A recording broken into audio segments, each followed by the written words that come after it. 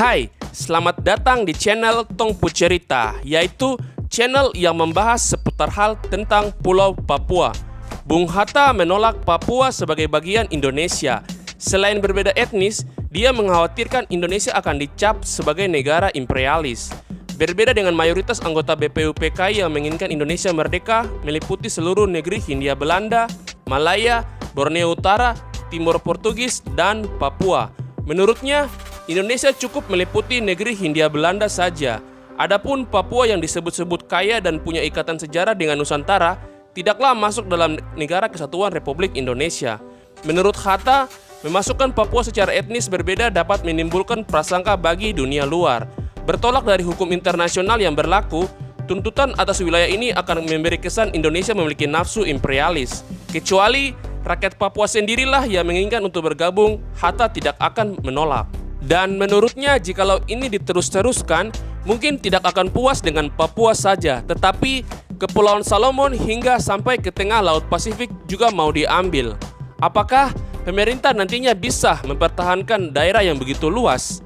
Hatta juga menentang pandangan Yamin yang bersikukuh mengatakan Papua bagian dari Indonesia sejak zaman Kerajaan Nusantara. Yamin secara panjang lebar menguraikan pendapatnya soal Papua lewat analisis historis, politik, dan geopolitik. Bagi Hatta, semua itu adalah omong kosong. Kalau sudah ada bukti, yaitu bukti bertumpuk-tumpuk yang mengatakan bahwa bangsa Papua pantas bergabung dan bukti-bukti itu nyata betul-betul, barulah Hatta mau menerimanya. Tetapi, buat sementara hanya mau mengakui bahwa bangsa Papua adalah bangsa Melanesia.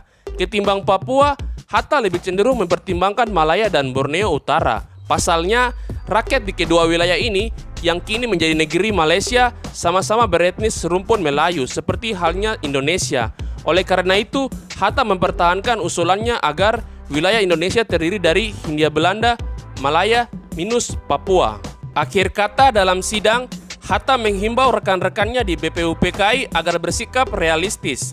Dalam membangun bangsa dan negara, menurut Hatta, penting sebagai teladan bagi generasi muda menghilangkan nafsu ekspansi keluar dan mengubahnya untuk mempertahankan kedaulatan. Sayangnya, gagasan Hatta harus kandas dalam pemungutan suara. Konsep kesatuan gagasan Yamin dan Soekarno lah yang diterima dengan perolehan suara terbanyak.